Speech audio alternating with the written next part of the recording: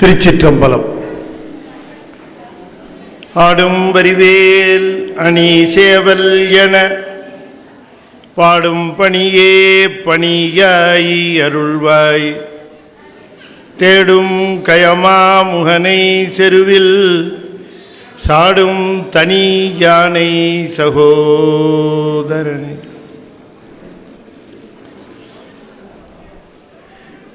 திருநாவுக்கரசு வளர் திருத்தொண்டின் நெறிவாழ வரிஞான தவமுனிவர் வாகீசர் வாய்மைத்திகள் பெருநாமச் சீர்பரவல் உருகின்றேன் பேருலகில் ஒரு நாவுக்கு உரை செய்ய ஒண்ணாமை உணராதேன். திருச்சிற்றம்பலம். தென்னாடுடைய சிவனே போற்றி, ஏகம்பத்துரை எந்தாய் போற்றி, வராய்த்துறை மேவியவரனே போற்றி, அண்ணாமலையமண்ணா போற்றி,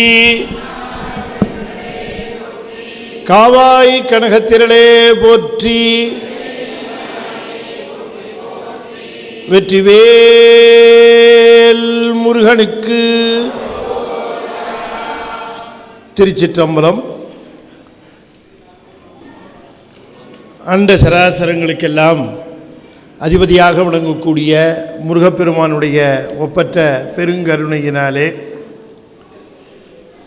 பெங்களூர் ஒடுக்கத்தூர் திருமடத்திலே இன்றைய தினம்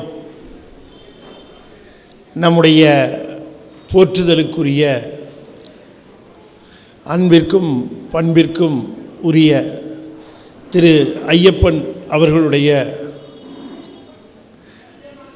60வது அகவையை ஒட்டி ஏற்பாடு செய்யப்பட்டிருக்கக்கூடிய சிறப்பான நிகழ்விலே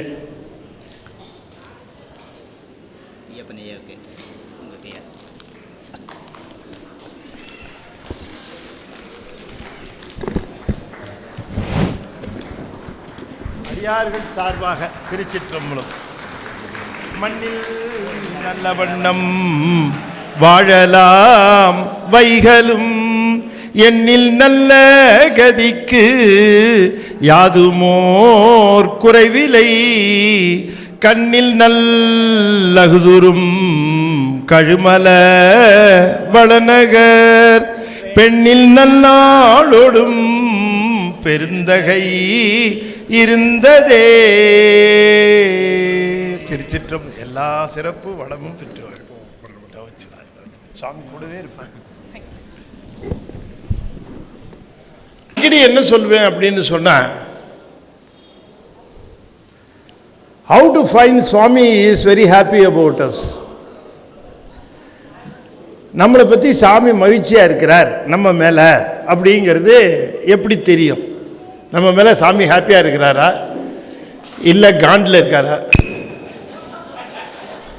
அப்படின்னு எப்படி தெரியும் அப்படின்னு கேட்டால், நாம் அதை ரொம்ப சுலபமாக கண்டுபிடிக்கலாம். கஷ்டமே இல்லை. நமக்கு நீர் பூசி உருத்ராட்சம் அணிந்து அஞ்செழுத்து ஓதுகிற அடியார்களை நாம் எங்காவது சந்தித்தோம் என்று சொன்னால், அவர்களை நாம் சந்திக்குமாறு பெருமான் ஏற்பாடு செய்தால், அவர்களை நாம் சந்தித்தால் நாம் தெளிவாக தெரிஞ்சுக்கலாம், சாமி is very happy about us. நம்ம மேலே சந்தோஷமா இருக்கிறார்னு தெரிஞ்சுக்கலாம். ஏதாவது பாலிட்டிஷியனை சந்திக்க வச்சாருன்னா நம்ம மேல செம காண்டில் இருக்காருன்னு அர்த்தம். இன்னைக்கு பாருங்க, இந்த நல்ல நாளில் எத்தனை திருநீர் அணிந்த திருமுகங்கள், அஞ்செடுத்து ஓதுகின்ற சைவ பெரு நலங்கள் இத்தனையும் ஒரு சேர காணுகின்ற ஒரு பேரு நமக்கு இன்று கிடைத்திருக்கிறது என்று சொன்னால், சுவாமி நம்ம மேல எவ்வளவு மகிழ்ச்சியா இருக்கிறார்னு பாருங்க. அது உண்மை. இப்ப நான் திருப்பூர் ஒரு கோடி போய் பார்க்க முடியுமா? சுரேஷ இங்க வந்திருக்கிறார், பார்த்துட்டேன்.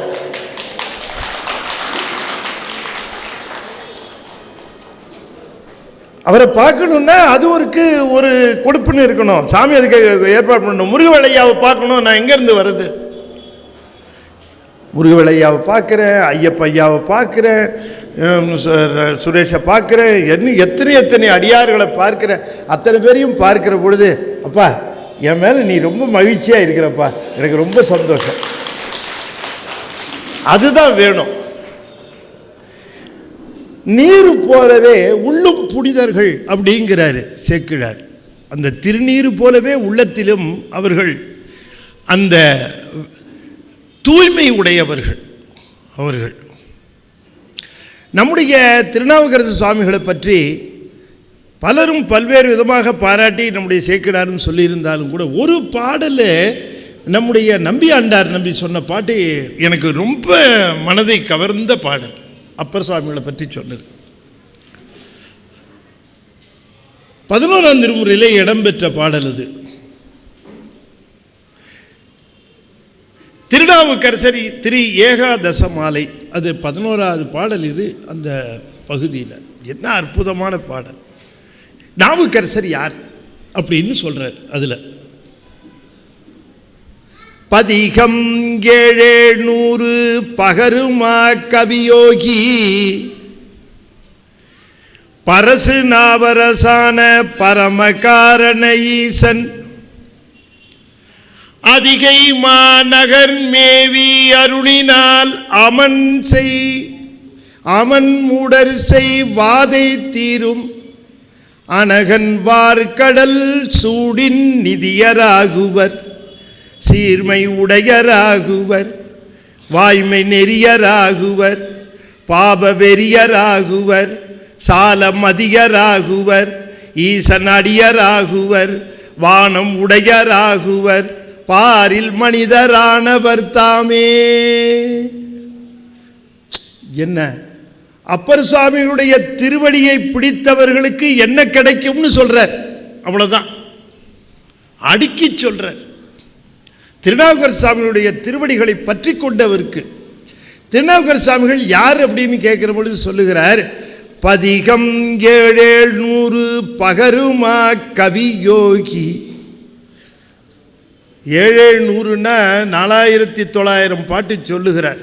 4900 பதிகம் சொல்கிறாரா? சரி, 490 பதிகம்னு வச்சுட்டா கூட இப்போ நமக்கு 380 என்னவோ தான் கிடச்சிருக்கு. 380 தான் கிடச்சிருக்கு. ஞானசம்பந்தர் 16000 பாட்டு பாடினாருன்னு சொல்கிறாங்க. நமக்கு கிடச்சி இவ்வளோ தான் கிடச்சிருக்கு. சரி, இத்தையாவது தக்க வச்சுக்குவோம் பத்திரமா. இதையாவது பதிகம் 700 பகரும் மா கவியோகினர். கவியோகி என்று சொன்னால் அந்த யோகம் சிவயோகின்னு அர்த்தம். இப்ப சிவயோகி அவர்களெல்லாம் எவ்வாறு பாடல் அருளி செய்கிறார்கள் அப்படின்னு சொல்லுகிற பொழுது, யோகம் சிவயோகத்தில் இருந்து அருளி செய்த பாடல். அந்த பாடல்கள் உங்களுக்கு கொஞ்சம் நீங்கள் வந்திருக்கவங்களாம் கொஞ்சம் பக்குவம் பெற்றவர்கள், அதனால் கொஞ்சம் கடினமான செய்தி தான் இருந்தாலும் நீங்கள் எடுத்துக்கொள்வீர்கள்னு சொல்லுகிறேன். நாம் இந்த உலகிலே வாழ்கிற பொழுது ஒவ்வொரு நாளும் பெருமான் என்ன எதிர்பார்ப்பான் என்று சொன்னால், ஆன்மா இந்த சகல அவத்தையிலும் கேவல அவத்தையிலுமே மாறி மாறி இருக்கிற இந்த ஆன்மா கொஞ்சம் தன்னைத்தானே மாற்றிக்கொண்டு இன்னொரு ரூட் இருக்கு, அது சுத்தாவத்தைன்னு பேர். அந்த பக்கம் வருமானு பார்த்துக்கிட்டே இருப்பார். கேட்டை ஓப்பன் பண்ணி வச்சுக்கிட்டே இருப்பார். நாம் தினந்தோறும் நாம் இருக்கிறது சகலாவத்தை. அதுக்கப்புறம் இரவு நாம் போகிறது கேவலாவத்தை. இரவு கேவலத்துக்கு போகிறோம், பகலில் சகலத்துக்கு வரோம். இரவு கேவலத்துக்கு போகிறோம், பகல் சகலத்துக்கு வரோம். கேவலத்துக்கும் சகலத்துக்குமா போயிட்டு தப்பாக நினைக்க மாட்டீங்கல்ல? வெக்கம் இல்லாமல் இருக்கிறோம். மயங்கிறது முழிக்கிறது, மயங்கிறது முழிக்கிறது, இப்படியே இருக்கிறோம். அவர் என்ன சொல்கிறார், சைவம் மட்டும்தான் அதை சொல்லுது. நீ இப்படி சகலத்திலையும் கேவலத்திலையும் சகலத்திலையும் கேவலத்திலையும் போயிட்டுருக்கிற, இன்னொரு ரூட் இருக்குது தெரியுமா, அதுலேயும் வரலாம் நீ. அதுதான் சுத்தம்னு பேர். நீ அந்த பக்கம் வந்துட்டேன்னா சத்தியமாக சொல்கிறேன், நீ என் கூட இருக்கிறேன்னு அர்த்தம்னாரு. அது சுத்தாவத்தை இது பேர். இந்த சுத்தாவத்தையை சொல்லுகிற பொழுது இந்த சுத்தாவத்தையிலேயும் நனவு இருக்குது, கனவு இருக்குது, சுழுத்தி இருக்குது, துரியம் இருக்குது, துரியாதீதம் இருக்குது. அது சுத்தமாக பார்க்கணும்னா என்னன்னு சொல்லிடுறேன், சுலபமாக சொல்லி தந்துடுறேன். அது என்னன்ட்டு இங்கே வந்திருக்கவங்கெல்லாம் பெரும்பேறு பெற்றவர்கள். நான் சொல்லுகிற செய்திகளெல்லாம் தயவுசெய்து நீங்கள் யாருக்கும் போய் சொல்லிடாதீங்க. ஏன்னா இது உங்களுக்காகவே நான் ரகசியமாக இன்றைய தினம் இந்த ரகசியத்தை நம்ம ஐயப்பன் ஐயா ஏற்பாடு செய்த இந்த நிகழ்வில் உங்களுக்கெல்லாம் மறக்க முடியாத ரகசியமாக இதை சொல்லுகிறேன். நீங்கள் வெளியில் போய் யாருக்கிட்டையும் இதை சொல்லக்கூடாது. அப்படி சொன்னால் தான் சொல்லுவீங்க. நீங்கள் எல்லாரும் போய் இதை சொல்லுங்கள் எல்லாருக்குன்னு சொன்னால் சொல்ல மாட்டீங்க. சொல்லிடாதீங்கன்னு சொன்னால் சாயந்தரமே எனக்கு ஒரு சார் தெரியுமா உங்களுக்கு விஷயம் பூமராங் மாதிரி நம்மக்கிட்ட வரும். அது ஒன்றும் இல்லை. இப்போ நாம் அன்றாட வாழ்க்கையில் நம்முடைய வினைகளின் பயன்களை அனுபவித்து கொண்டு நாம் வாழ்ந்து கொண்டே இருக்கிறோம். இரவு ஆகுது. இரவு ஆன உடனேயே நாம் இந்த உடம்பை விட்டு நீங்கி போய் விடுகிறோம். திரும்பவும் உடம்போடு சேர்த்து விடுறாரு. இது ரெண்டும் நடந்துக்கிட்டு இருக்கு. அப்போ நடக்கும் பொழுது நமக்கு ஏன் இப்படி நமக்கு இந்த இரண்டும் நடந்து கொண்டு இருக்கிறது? நாம் ஏன் உறக்கத்திற்கு போய் திரும்ப நனவு நிலைக்கு வருகிறோமே? சுத்த நிலையாக இருக்கக்கூடிய சிவத்தை பிரியாமல் இருந்தால் என்ன என்று நாம் நினைக்கிற பொழுது இந்த உலகம் என்று சொல்லுவது என்ன? அது தத்துவங்கள், ஜடம், கருவிகள். அது நம்மோடு சேருவதும் பிரிவதுமாக இருக்கிறது என்று உணர்ந்து அதன் மேல் இருக்கக்கூடிய பற்றை லேசாக நீக்கி கொண்டு சிவத்தின் மேல் பற்றை பெருக்கிக் கொண்டே போவது. அப்போ சிவத்தின் மேல் பற்றை பெருக்கிக் கொண்டே போகிற பொழுது இந்த உலகத்தின் மேல் வைத்திருக்கிற பற்று தானாக அது குறைய ஆரம்பிக்கும். அது விட வேண்டாம், அதை விட வேண்டிய அவசியம் இல்லை. இதை கெட்டியமாக பிடிச்சா அது தானாக விட்டுரும். பற்றுக பற்றற்றான் பற்றினை அப்பற்றை பற்றுக. எதுக்கு? பற்று விடற்கு தான் பற்ற சொல்கிறார். நம்ம சிவத்தை பிடிக்கிறதே எதுக்குன்னு கேட்டால் இந்த அவத்தை விடுறதுக்கு தான். அப்போ அப்படி நீங்கள் செய்கிற பொழுது அந்த சிவத்தையே நினைக்கிறீங்களா? இது இந்த பற்று கொஞ்சம் கொஞ்சமாக கழிதா? நீங்கள் இப்போ சுத்தத்துக்குள்ளே நுழைய ஆரம்பித்து அதில் நீங்கள் நனவுலேருந்து கனவுக்கு போய் திருவருள் நிலையை உணர ஆரம்பிப்பீங்க.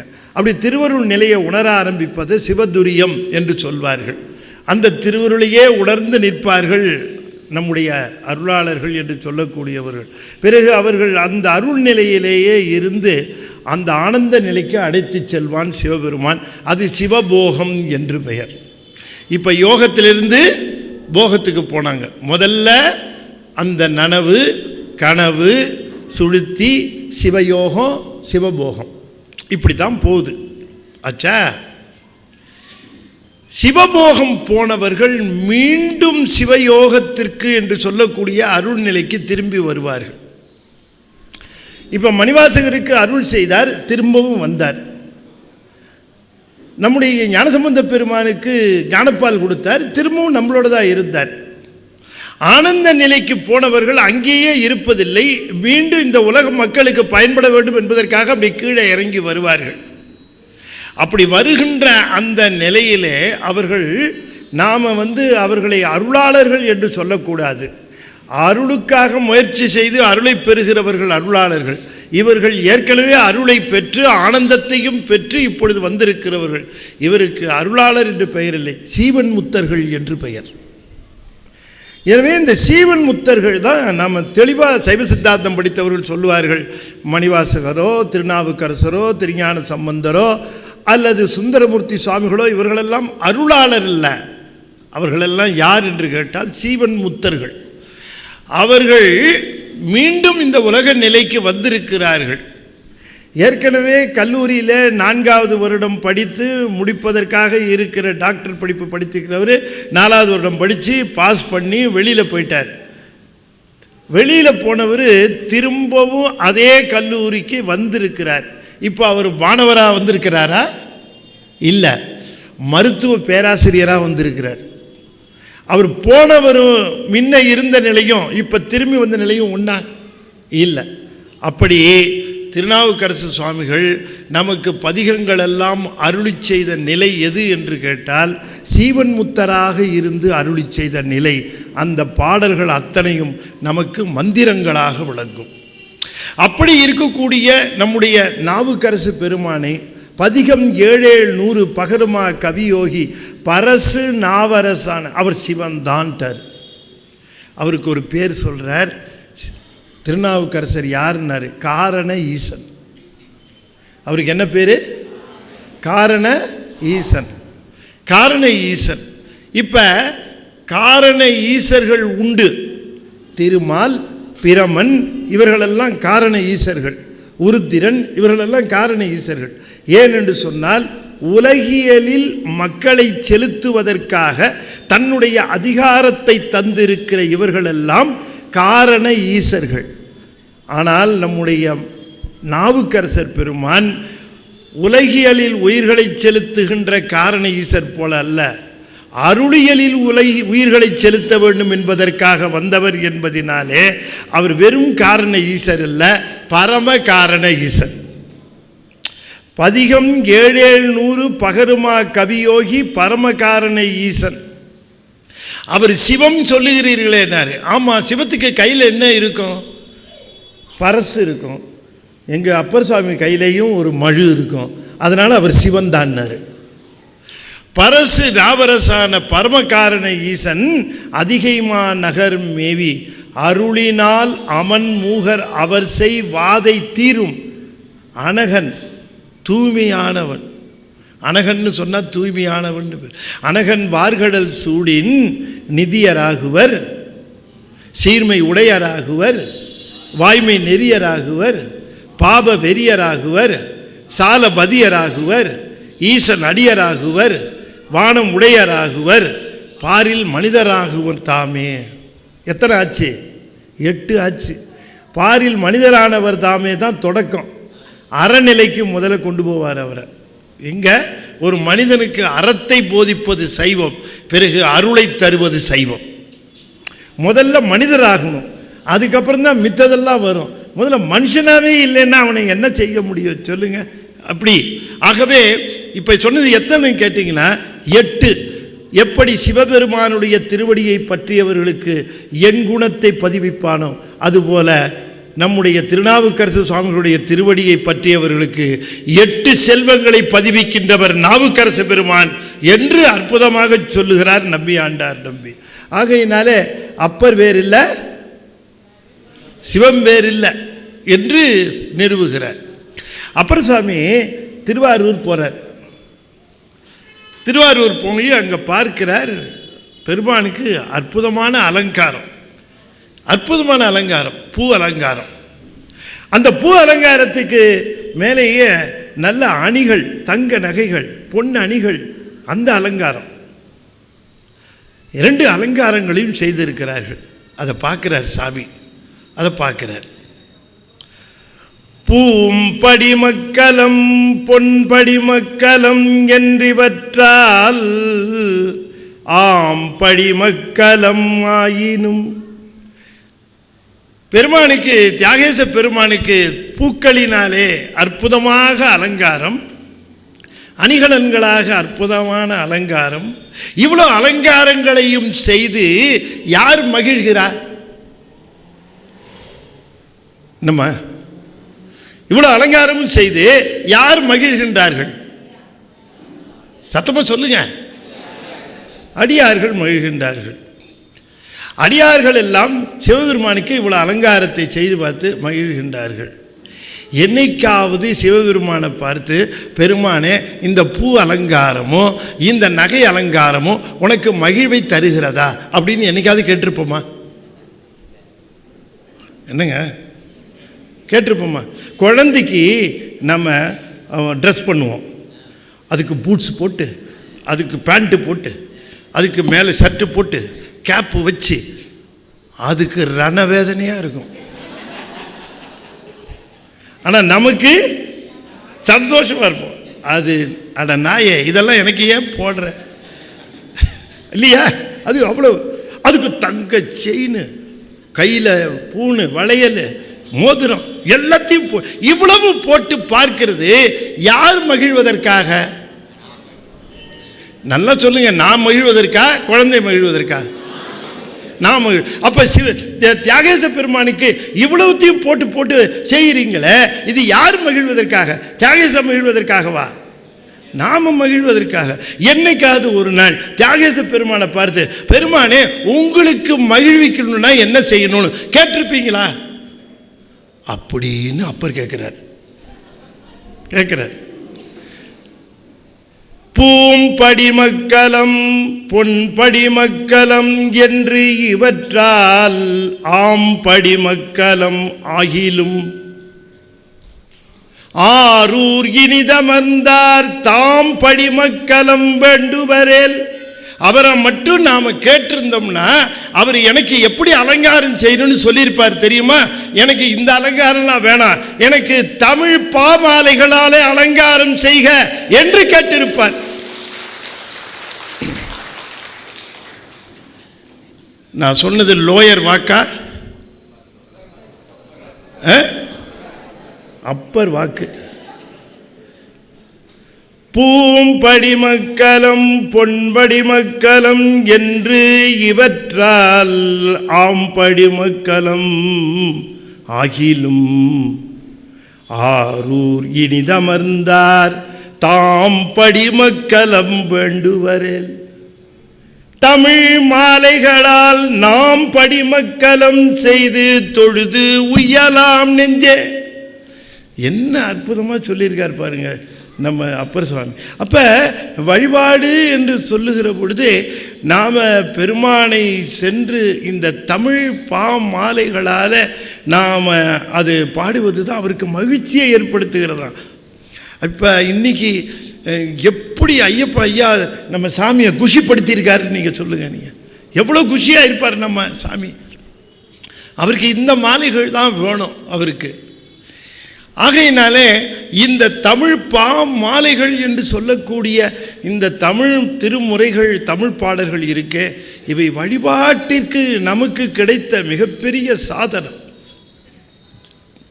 அதனால தான் நான் அடிக்கடி சொல்லுவேன், இதுக்கு ஏன் திருமுறைன்னு பேர் வந்தது அப்படின்னு நான் அடிக்கடி கேட்பேன். திருமுறைன்னு ஏன் பேர் வந்தது? திருமுறைன்னு சொன்னால் முறைப்படுத்தப்பட்டது அப்படின்னு அதுக்கு பதில் சொல்லுகிறார்கள். முறைப்படுத்தப்பட்டதுன்னா எப்படி முறைப்படுத்தப்பட்டது? காலத்தின் அடிப்படையிலா? காலத்தின் அடிப்படையில் முறைப்படுத்தப்பட்டதுன்னு சொன்னால் காரைக்கால் அம்மையார் பாடியது, அப்புறம் திருமூலர் பாடினது, இதெல்லாம் 10-11க்கு போயிடுச்சு. ஏங்க நீங்கள் கான்டெம்பரரிஸ் திருஞான சம்பந்தரும் திருநாவுக்கரசரையுமே எடுத்துக்கோங்க. முதல்ல கூட்டாயினவாறு வந்தது, அதுக்கப்புறம் தான் தோடுடைய செவியன் வந்தது. முதல்ல பாடினவர் திருநாவுக்கரசர். ஆனால் நம்ம அதை 1ஆம் திருமுறை 2ஆம் திருமுறைன்னு வச்சுருக்கிறோம். அப்போ காலத்தின் அடிப்படையில் இந்த திருமுறைகள் தொகுக்கப்படலை, முறைகள் இல்லை, அப்படி முறைப்படுத்தலை. சரி, அப்போ முறைப்படுத்தப்பட்டதுன்னா வேற எப்படி இருக்கும்? ஒருவேளை ஆர்டர் ஆஃப் சீனியாரிட்டி அந்த மாதிரி ஏதாவது ரொம்ப வித் ஒரு பர்மிஷன்,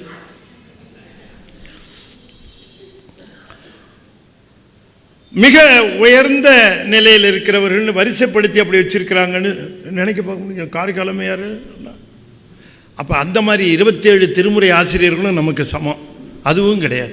அப்போ இது எப்படி முறைப்படுத்தப்பட்டதுன்னு, முறைன்னு ஏன் வந்தது அப்படின்னு கேட்டால், நீங்கள் ஒரு குடிமகன் தனக்கு ஏதாவது குறை இருக்குமானால் அதை தன்னுடைய அரசனிடம் சென்று அதை தெரிவிப்பதற்கு தமிழிலே ஒரு வார்த்தை உண்டு. என்ன வார்த்தை சொல்லுங்க? முறையிடுதல்னு பேர். தன்னுடைய குறையை அரசனிடம் சென்று தன்னுடைய குறையை எடுத்து சொல்லுவதற்கு முறையிடுதல்னு பேர். அதுபோல உயிர்கள் எல்லாம் தங்களுடைய குறைகளை திருவாக இருக்கக்கூடிய சிவனிடம் சென்று முறையிடுவதற்காக அமைந்த பாடல்கள் என்பதனாலே இதுக்கு திருமுறைன்னு பேர். நாம முறையிடுவதற்கு நம்ம வார்த்தை பயன்படாது, அவங்க வார்த்தையை எடுத்து வச்சு தான் நம்ம முறையிடணும். அதுக்காகவே பாடி வைத்திருக்கிறார்கள். அந்த திருமுறைகள் என்பது நம்முடைய முறைகளை, குறைகளை எடுத்து பெருமானிடம் வைப்பதற்கு. அப்படி வச்சா கேட்கும் அவனுக்கு. ரொம்ப பேர் கேட்குறாங்க, அப்படி கேட்பாரா அவருன்ட்டு. ஞானசம்பந்தர் இந்த சந்தேகத்தை களைகிறார். முதல்ல பாட்டு என்ன பாடுறாரு? தோடுடைய செவியன் விடையேறி ஓர் தூவன் மதிசூடி அப்படின்னு சொல்லுகிறார். அப்ப தோடுடைய செவியன், தோடு அணிந்த திருக்காது உடையவன். தோடு அது இடக்காதில் தோடு, வலக்காதில் குழை, அப்படி தோடு அணிந்த செவியன். அது தப்புன்னு சொல்ல முடியாது. ஆனால் உண்மையான பொருள் அதுக்கு என்னன்னு பார்க்கணும். தோடு அப்படின்னா தோடு உடைய செவியன் என்று சொன்னால் தொடுதலை உடைய செவியன் அர்த்தம். நாம் சொல்லுகின்ற குறைகள் முறைகள் இந்த தேவாரத்தினால் நாம் சொன்னால், அப்படி நாம் சொல்லுகிற முறையீடுகள் சென்று சேர்கின்ற தொடுகின்ற இடம் பெருமானுடைய திருச்செவி என்பதனாலே தொடுகின்ற செவியினர். நடுவது நாடு, படுவது பாடு, கெடுவது கேடு, விடுவது வீடு, தொடுவது தோடு. தமிழ் அதுதான். அப்போ எடுத்தவொன்னே அணிகலன்னு சொல்லலை, நான் பாடுறேனே அது போய் அவர் செவிக்கு நேராக தொடும். நீங்களும் இதை பாடுங்க, உடனே காது கொடுத்து கேட்பார். சாமிக்கு புரிகிற லாங்குவேஜில் போய் பேசினா தானே அவருக்கு புரியும் என்னன்ட்டு. நாம் போய் ஏதோ நின்று அவருக்கு என்ன தெரியும்? இப்போ அவரிடம் போய் நின்று நான் ஏன் குறைய, நான் ஏன் மொழியில் சொல்லிக்கிட்டே இருந்தேன்னு வச்சுங்க, அவருக்கு என்ன தெரியும்? அவருக்கு ஒன்றும் புரியாது. என்னவோ சொல்கிறான், என்ன சொல்லிகிட்டு இருக்கானே தெரில, அழுதுகிட்டு இருக்கிறான்னு தெரியுது, என்ன சொல்கிறான்னு தெரியலையே, என்ன சொல்கிறான் அப்படின்னு நினைக்கிறோம். அதே நேரத்தில் போய் நின்று அம்மையே அப்பா ஒப்பிலா மணியே, ஏதோ திருவாசகம் பாடுறான், டக்குன்னு இப்படி பார்ப்பார். அந்த நேரம் பார்த்து அப்ளிகேஷனை நீட்டிடணும். அப்போ பெருமானுக்கு ரொம்ப பிடித்தமானது எதுன்னு கேட்டால் திருமுறையாம். இந்த சூட்சமத்தை எங்கள் ஐயப்பன் ஐயா கண்டுபிடிச்சி வச்சுட்டார். என்ன பாரம்பரியம், அதாவது நம்முடைய வார்த்தைகளால் சொல்ல முடியாத சிறப்புமிக்க பாரம்பரியம். டாக்டர் உவே சுவாமிநாதன் ஐயா அவர்களுடைய தமிழ் தாத்தா அவர்களுடைய அந்த வள்ளல், தமிழ் வள்ளலுடைய வாரிசு, தமிழ் வள்ளலுடைய வாரிசு. எப்படி சித்தையெல்லாம் எப்பவும் அண்ணாமலையார் பற்றி தான். இப்போ எனக்கு அவருக்கு பர்மிஷன் கொடுக்கல. எனக்கு கொடுத்துருந்தா நான் ஒரு திருநாவுக்கரசு புராணம் கொஞ்சம் சொல்லிவிட்டு ஐயா புராணமும் கொஞ்சம் சொல்லலாம். ஏன்னா அந்த அளவுக்கு நாட்டம் என்பது அவ்வளோ லேசில் வராது நமக்கு. இதில் ரொம்ப அழகாக சொல்லுகிறார், அதனால தான் கேட்குறார். என்ன மாதவம் செய்தனை நெஞ்சமே, என்ன மாதவம் செய்தனை நெஞ்சமே, என்ன மாதவம் செய்தனை நெஞ்சமே, என்னமா தவம் செய்தனை நெஞ்சமே, என்னமா செஞ்ச.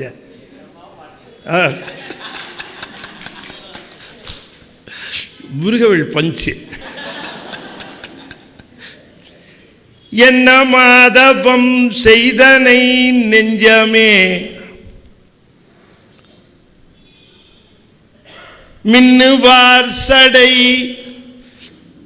வேத விழுப்பொருள் சென்னலார் வயல் சேரையுள் சென்னரி மண்ணு சோதி நம்பால் வைகவே என்ன மாதவம் செய்தனை நெஞ்சமே, நெஞ்சமே செய்தனை நெஞ்சமே, என்ன மாதவம் செய்தனை நெஞ்சமே, மண்ணு சோதி நம்பால் வைகவே என்ன மாதவம் செய்தனை நெஞ்சமே. இந்த நெஞ்சம்னு பயன்படுத்துகிறார். நம்ம திருமுறைகளில் பல இடங்களில் மனம்னு வரும், நெஞ்சம்னு வரும், உள்ளம்னு வரும். எல்லாம் ஒன்றா? மூணும் ஒன்றா? மூணும் ஒன்றுன்னா ஏன் இப்படி மாறி மாறி பயன்படுத்துகிறார்கள்? ரொம்ப நுட்பம் இருக்குது, அதை நாம் தெரிந்து கொள்ளணும். மனம் எங்கே யூஸ் பண்ணுவாங்க, பயன்படுத்துவார்கள். நெஞ்சம்ங்கிறது எப்போ பயன்படுத்துவார்கள்? மனமெனும் தோணி பற்றி மதியனும் கோலை ஊன்றி சினமெனும் சரக்கை ஏற்றி. பார்த்தோம் இல்லையா? அதில் மனம் தானே சொல்லுகிறார். நெஞ்சம் உமக்கே இடமாக வைத்தேன், நினையாதொரு போதும் இருந்தறியேன், வஞ்சம் இது ஒப்பது கட்டறியேன், வயிற்றோடு துடக்கி முடக்கிட நஞ்சாகி வந்தென்னை நலிவதனை நல்காமல் துறந்து கறந்து முடிர் அஞ்சேலும் எண்ணீர் அதிகை கெடில வீரட்டான துறை அம்மானே. நிலை பெறுமாறு எண்ணிதியேல் நெஞ்சே நீ வா, நெஞ்சே நீ வா. யாரை கூப்பிடுறாருமா? யாரை கூப்பிடுறாரு? பக்கத்து வீட்டுக்காரனையா? எதிர் வீட்டுக்காரனையா? யாரை கூப்பிடுறாருமா? நெஞ்சை கூப்பிடுறாரு, நெஞ்சை கூப்பிடுறாரு. நெஞ்சே, நான் கோயிலுக்குள்ளே வந்துட்டேன், நீ இன்னும் வெளியில் செருப்புக்கிட்டே நிற்கிறிய. யாரும் செருப்பை எடுத்துகிட்டு போக மாட்டாங்க, உள்ளே வா என் கூட. நான் வந்துட்டு நீ அங்கே நின்று என்ன பண்ணுற? நெஞ்சே நீ வா, நீ வா. இங்கே நின்றுட்ட, உள்ளே போகலாம் சாமி கும்பிடலான்னா இந்த பையன் வெளில நிற்கிறான். நெஞ்சே நீ வா நித்தலும் எம்பிரானுடைய கோயில் புக்கு அலைகிட்டு மெடு. என்ன பாட்டு தித்திக்குது அப்படியே. நெஞ்சே சொல்லுவார், உள்ளம்னு சொல்லுவார். ரொம்ப அருமையாக பாடினாங்க நம்ம புள்ளிருக்கு வேலூர் பதிகம் பாடுகிறவர் சொன்னார்.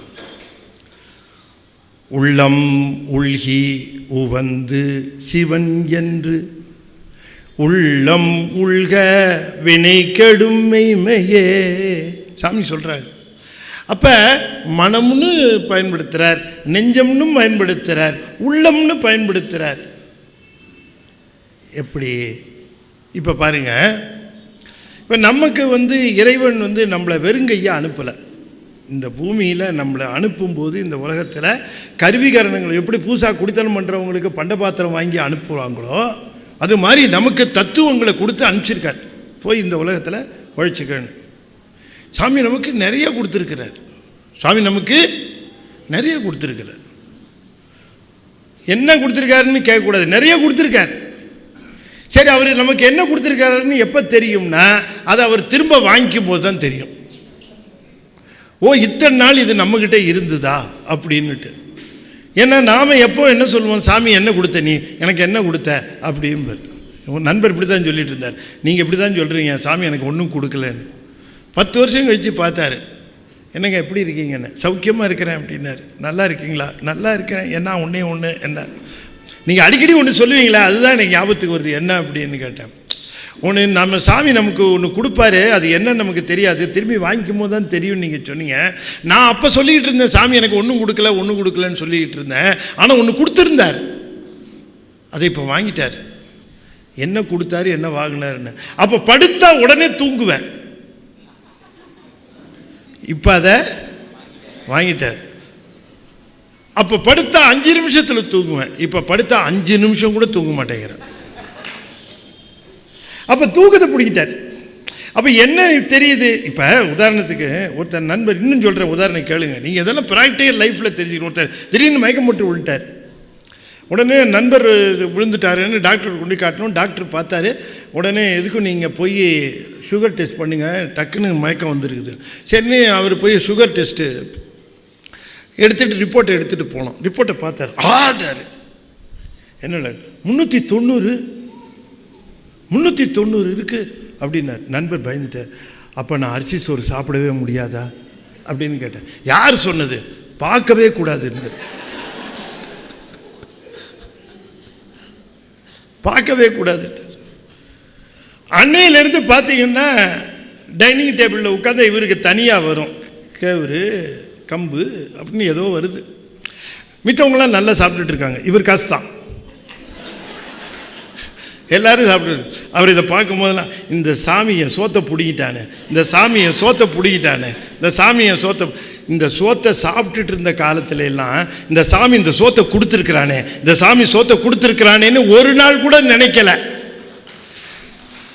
ஆனால் அதை பிடுங்கினதுக்கப்புறம் ஒவ்வொரு நாளும் நினைக்கிறேன். அதுபோல் நமக்கு எவ்வளவோ கொடுத்துருக்கிறார். ராத்திரி தூங்குறோங்கிற மேது எவ்வளோ பெரிய வரம் நினச்சி பாருங்கள். நாம் தூங்காமல் இருக்கிறது கூட பெருசு இல்லைங்க. நாம் தூங்காமல் இருக்கிறது கூட பெருசு இல்லை. மற்றவங்கெல்லாம் தூங்கும்போது நாம் தூங்காமல் இருக்கிறோம் பாருங்கள், அதுதான் ரொம்ப பெருசு. ஆளாளுக்கு டிசைனாக கொரட்டை வேற விடுவோம். எழுந்திரிச்சு போய் மென்னியை பிடிச்சிடலாமான்னு இருக்கும். அப்போ இந்த எத்தனையோ கொடுத்துருக்காரு கடவுள் அவர்கிட்ட, அதை சொல்லுகிறார், அற்புதமாக சொல்லுகிறார். சரி, இப்போ நமக்கு கொடுத்துருக்கிற கருவி கரணங்கள் நான் விலாவாரியாக சொல்ல போகிறதில்ல, சைவ சித்தாந்தம் இங்கே நிறைய பேருக்கு தெரியும். சாமி நமக்கு 36 கருவி கொடுத்துருக்கார். அதில் 31 நம்மக்கிட்ட இருக்குது, 5 வெளி கண்ட்ரோலு, 31 நம்மக்கிட்டேயே இருக்குது. இந்த 31ல் 24 ஆன்ம தத்துவம்னு பேர். இந்த உடம்போடு சேர்ந்த தத்துவங்கள், அது ரொம்ப முக்கியம். அது நமக்கு கருவிகரணாக கொடுத்துருக்கார். 5 பொறிகள், 5 பூதங்கள், அது ரெண்டும் உங்களுக்கு தெரியும். பிறகு 5 தன்மாத்திரைகள், 5 ஞானேந்திரியம், 5 கண்மேந்திரியம், இதெல்லாம் உங்களுக்கு தெரிஞ்சது. மொத்தம் 24 ஆன்ம தத்துவம். அதில் 4 மனம், புத்தி, சித்தம், அகங்காரம். அகங்காரங்கிறது டிரைவிங் ஃபோர்ஸு, அதில் தனியாக எடுத்துக்கணும். மனம், புத்தி, சித்தம். மனம் பற்றும், புத்தி அந்த பற்றியதை புத்தியில் என்ன வினைகள் இருக்கோ அந்த வினைகளுக்கு தக்கவாறு அதனை கருத சொல்லும். அதுவாறு கருதிய உடனே அதற்கு தகுந்த குணங்களை சித்தம் கொடுத்துரும். இந்த 3 இதை ரெடி பண்ணி ஆன்மாவுக்கு கொடுக்கும். இப்படி தான் வச்சிருக்கிறார். புரியுதா உங்களுக்கு? இப்போ எதாவது சொன்ன கருவிகள் மனம், புத்தி, சித்தம். மனம், புத்தி, சித்தம். மனம் பற்றும், புத்தி பற்றியது. இப்போ உதாரணமாக சொல்கிறேனே, மனம் அப்படியே பார்க்கும், அங்கே ஒரு பெரியவர், அதை பார்க்கும், பார்த்த உடனே போய் பற்றும் பெரியவர். அடுத்தது புத்தி, அதுக்கு புத்திக்கு போகும். புத்தியில் தீவினை இருந்ததுன்னு வச்சுக்க, அது உடனே சொல்லும், எல்லாரும் போய் வணங்குறாங்க, நீ வணங்கணுமா? உனக்கு வேலை இல்லை, வேலையை பார்த்துட்டு போ, மற்ற சமாச்சாரத்தை பார்ப்பியா? இந்திய தொலைக்காட்சிகளில் முதன் முறையாக அது இருக்கும்போது நீ இதை போய் டயத்தை வேஸ்ட் அப்படின்னு தீவினை இருந்தால் சொல்லியிருக்கோம். ஒரே காட்சி, ஒருத்தர் பார்க்குறார் இப்படி, இன்னொருத்தர் பார்க்குறார், அவருக்கு நல்வினை இருக்குது. அவர் சொல்கிறார், பெரியவர் அவர் பார்க்குறதே கஷ்டம், பார்த்துருக்க, நேராக போய் திருவடியில் விழுந்துக்கோ, திருநீர் பூசிக்கோ. இது நல்வினையின் பயன். இப்போ நல்வினையின் பயனை சேர்த்த உடனேயே அந்த செயலில் இறங்கணும் இல்லை, அதற்கான குணம் கொடுத்தாகணும். அது சித்தத்திலேருந்து வரும். எப்படி வச்சுருக்காரு பாருங்கள் ப்ராசஸ்ஸு, எவ்வளோ சிறப்பு. இறைவன் வச்சிருக்கிற, எங்கே இருக்கிற கடவுள்னு கேட்குறான். இந்த முட்டாப்பையில் வச்சுக்கிட்டு என்ன பண்ணுறது? கடவுள் எங்கே? இவனுக்கு அறிவே கிடையாது. கண்ணால் காட்டுங்கிறான். என்னத்தை சொல்கிறது? ரைட்டு விடுங்க, அவனை பற்றி நமக்கு என்ன பேச்சு, அப்படி விட்டுருவோம். சரி, இப்போ 3 கரணங்கள் சொல்லியிருக்கிறேன், ரொம்ப முக்கியம். என்ன சொல்லுங்க? மனம், சித்தம் நடுவில் இருக்குது. மனம், புத்தி, சித்தம் நடுவில் இருக்குது. இந்த பக்கம் இந்த 20 தத்துவம் அப்படி உலகத்தை நோக்கி இருக்குது. உலகத்தை நோக்கி, உலகத்தில் இருக்கிற காட்சி பொருளை வாங்குது, ஒலி பொருளை வாங்குது, சுவை பொருளை வாங்குது, எல்லாத்தையும் வாங்குது. அது ஃப்ரண்ட் ஆஃபீஸு. அதிலேருந்து வாங்கி இந்த நடுவில் மனம், புத்தி, சித்தம் வாங்கி ப்ராசஸ் பண்ணுது. டேட்டா ப்ராசஸிங், இதெல்லாம் டேட்டா. இது டேட்டா ப்ராசஸிங்.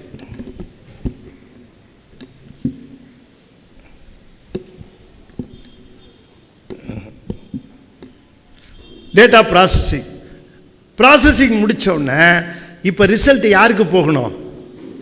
புருடனுக்கு போகணும். புருடன் ரெடியாக இருப்பார் ரிசல்ட்டை வாங்கிறதுக்கு. அங்கே தான் கலை, வித்தை, அராகம், காலம், நியதின்னு பஞ்சகஜ்ஜுகம் போட்டு புருடன் இருக்கும். எப்படி வச்சுருக்காரு சாமி? இதுதான். அப்போ இதுதான் நடுவில் இந்த மனம், புத்தி, சித்தம் தான் இந்த வாங்கி இதை அப்படி கொடுக்குது. அவ்வளோதான். நல்ல கவனமாக கேட்கணும். எல்லாமே ஜடம், அதுங்களுக்கு தனி உணர்வு கிடையாது. உணர்வு இருக்கிறது புருடன் சொல்லுகிற ஆன்மாவுக்கு மட்டும்தான். ஸோ இதை வாங்கி இப்படி கொடுக்குது.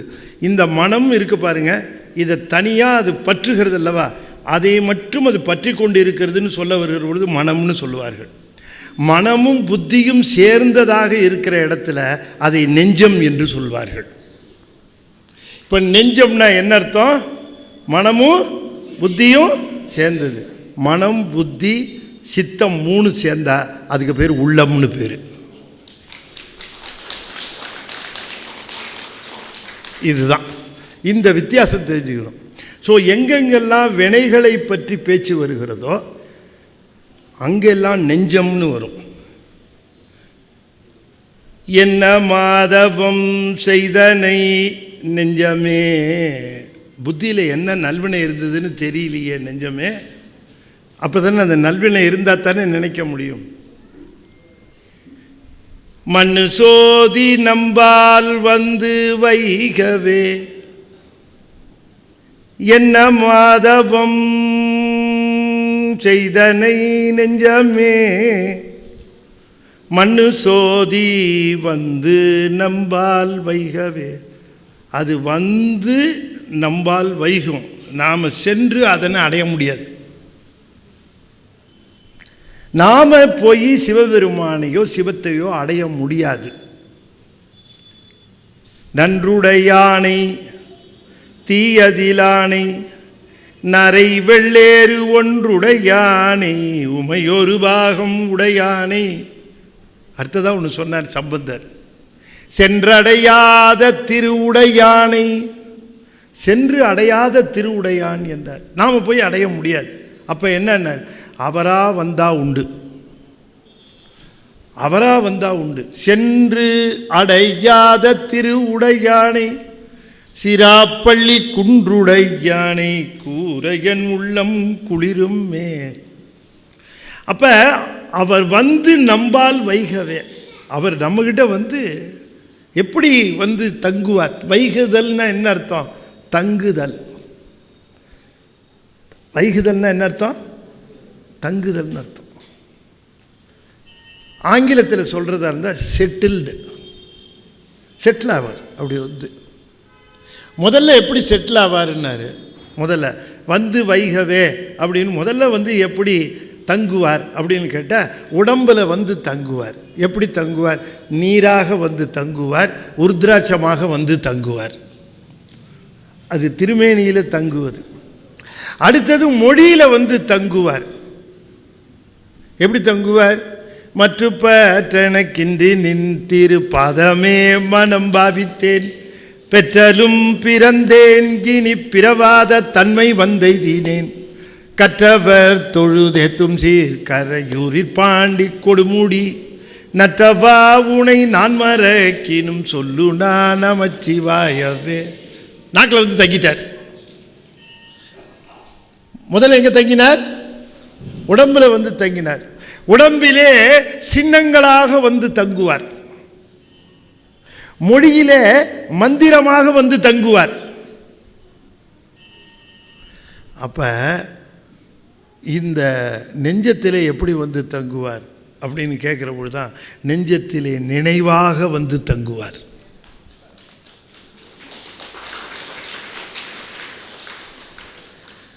தங்கிட்டார்னு நமக்கு வேறு நினைப்பு கிடையாது. நான் அடிக்கடி சொல்லுவேன், நம்ம வாழ்க்கையில் நமக்கு ரெண்டு விஷயந்தான் காஸ்ட்லி, ரெண்டு விஷயந்தான் விலை மதிப்பு இல்லாதது.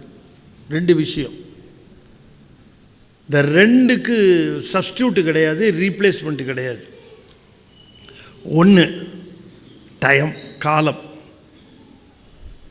காலம் நமக்கு உரிய காலம் ஃபிக்ஸ்டு, நோபடி கேன் சேஞ்ச். அது ப்ரீ டிட்டர்மின்டு, அது நமக்கு உரிய காலம். இந்த காலத்தை கொஞ்சம் நான் நல்லபடியாக ஒழுங்காக நடந்து கொண்ட காரணத்தினாலே என்னுடைய வாழ்நாளை சற்று நீடிக்குமாறு இதன் மூலம் விண்ணப்பித்துக் கொள்கிறேன் அப்படின்னு அப்ளிகேஷன் போடுறதுக்கெல்லாம் வாய்ப்பே கிடையாது. நோ எக்ஸ்டென்ஷன், அவ்வளோதான், முடிஞ்சிச்சு.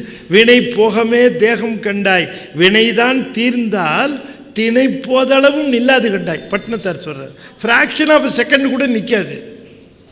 என்னென்ன வினைகளையெல்லாம் அனுபவிக்க வேண்டுமோ அந்த வினைகளெல்லாம், வினை போகமே தேகம் கண்டாய். அவரவர் வினை வழி அவரவர் வந்தனர், அவரவர் வினை வழி அவரவர் அனுபவம். தாயினுடைய வினையில் தாய் வந்தாள், குழந்தையினுடைய வினையில் குழந்தை வந்தது. தாயின் அனுபவம் வேறு, குழந்தையின் அனுபவம் வேறு. The children, they have come through us, not come from us. அவர்கள் நம் வழியாக வந்தவர்கள், நம்மிடமிருந்து வந்தவர்கள் அல்ல. அது ரெண்டுக்கு வேறுபாடு தெரிந்து கொள்ள வேண்டும். நம்ம கிளைம் பண்ண முடியாது. அதை போய் அழகாக சொல்கிறார் திருமூலர். இந்த குயில் இருக்குது பாருங்கள், இந்த குயிலுக்கு முட்டை இட தெரியும், அடகாக்க தெரியாது. முட்டை இட தெரியும், அடகாக்க தெரியாது இந்த குயில். ஆனால் அது என்ன பண்ணும், அடகாக்க தெரியலனாலும் கூட அந்த முட்டையை எடுத்துகிட்டு போய் இந்த காக்கா கூடு அழகாக கட்டி வச்சுருக்கோம். குயில் கூடு கட்டவே கட்டாது, அதுக்கு கட்டவும் தெரியாது, அதுக்கு அடகாக்கவும் தெரியாது, அதுக்கெல்லாம் அதுவும் தெரியாது. அது என்ன பண்ணும், நான் ஏன் செய்யணும், எனக்காகத்தான் ஒருத்தர் செஞ்சிட்ருக்கிறாரு அப்படின்னு காக்கா கூட்டில் கொண்டு போய் இந்த முட்டையை கொண்டு போய் வச்சிடும். வச்சுட்டு 2 மரம் தள்ளி உட்காந்துக்கும். இப்போ காக்கா வந்தது, அந்த கூட்டில் அந்த முட்டையை பார்க்குது. அதுக்கு கொஞ்சம் அறிவு இருக்கணும்ல, என்னடா இது ஏது இந்த முட்டை, அது உடனே நினச்சிக்கோ இது நம்ம முட்டை போல இருக்கு, நமக்கு தெரியல அப்படின்ட்டு உடனே என்ன பண்ணும், அதை அடகாக்கும். அதை அடகாக்கும் அடகாக்கும் அடகாக்கோன்னா அது கொஞ்ச நாள் ஆனதுக்கப்புறம் அதிலிருந்து அந்த குஞ்சு வெளியில் வரும். 2 மரம் தள்ளி எல்லாம் ஒழுங்காக நடக்குதான்னு இந்த குயில் வாட்ச் பண்ணிக்கிட்டே இருக்கும். இந்த வெளியில் வந்த உடனே பார்த்தா காக்கா குஞ்சும் குயில் குஞ்சும் ஒன்றாவே தான் இருக்கும், கண்ணங்கரேன்னு இருக்கும். அதனால் அது காக்கா என்ன நினச்சிக்கும், நம்ம குஞ்சு தான் அப்படின்னு நினச்சிக்கிட்டு இதுக்கு ஓடி ஓடி போய் இறையெல்லாம் தேடி தேடி கொண்டு வந்து ஊட்டிக்கிட்டே இருக்கும். அதுவும் வாங்கி சாப்பிட்டுக்கிட்டே இருக்கும். கொஞ்சம் கொஞ்சமாக வளர்ந்துக்கிட்டே இருக்கும். வளர்கிறப்ப கூட தெரியாது, கண்டுபிடிக்க முடியாது. அது ஒரு நாள் என்ன பண்ணோம், அதுக்கு ரெக்கையெல்லாம் முளைச்சதுக்கப்புறம் ஒரு நாள் இந்த காக்கா வந்து கொடுத்து அந்த தீனி எல்லாம் கொடுத்ததுக்கப்புறம் சாப்பிட்டு பிடிச்சதுக்கப்புறம் ஒரு சிலுத்துக்கிட்டு அது கான்னு கத்துறதுக்கு பதிலாக கூன்னு கத்திடும். இது கூடு கத்துன உடனே 2 மரம் தள்ளி போய் உட்கார்ந்துருந்த காக்கா, இது நம்மளது இல்லை போல இருக்க அப்படின்னுட்டு, இது நம்ம குழந்தை, இது நம்ம குழந்தை, இது நம்ம புள்ள, இது நம்ம புள்ளன்னு வளர்த்துக்கிட்டே வரும்பொழுது அது ஒரு நாள் நீ ராத்திரிலாம் இருமுற, என் மனைவி தூங்க முடியலங்கிறா, நீ திண்ணையில் போய் படுன்னு சொல்லுவான் பாருங்க. அன்னைக்கு தெரியும், ஆஹா இது நம்மளது இல்லை. அப்போதான் தெரியும். இதை சொல்றார் சாமி, சொல்லுகிறார். நாம் நம்மளுதுன்னு நினைக்கிறோம் இல்லையா, அல்ல. அவளுக்கு அடகாக்க தெரியாது, அதனால் இருக்கிற காக்கா வயிற்றில் கொண்டு போய் வச்சு அடகாக்க வச்சிருவாள். யார், அந்த பரமேஸ்வரி இருக்காளே, அவள் அடகாக்க மாட்டா. அவள் அடகாக்கிறதுக்கு பதிலாக நிறைய காக்காவை தேர்ந்தெடுத்து, புரியுதா உங்களுக்கு? இப்போ தான் சார் புரியுது, என்ன டூ லேட்டு.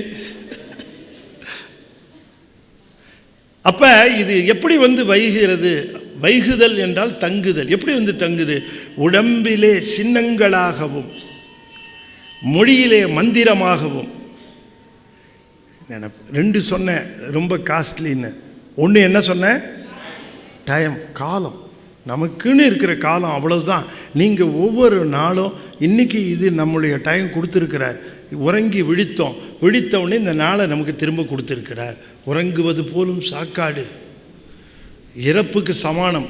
உறங்கி விழிப்பதற்கு எந்த விதமான கேரண்டியும் கிடையாது. நீங்கள் எந்த டாக்டர்கிட்ட வேணால் போய் ஒரு சர்டிஃபிகேட் கேட்டு பாருங்கள்.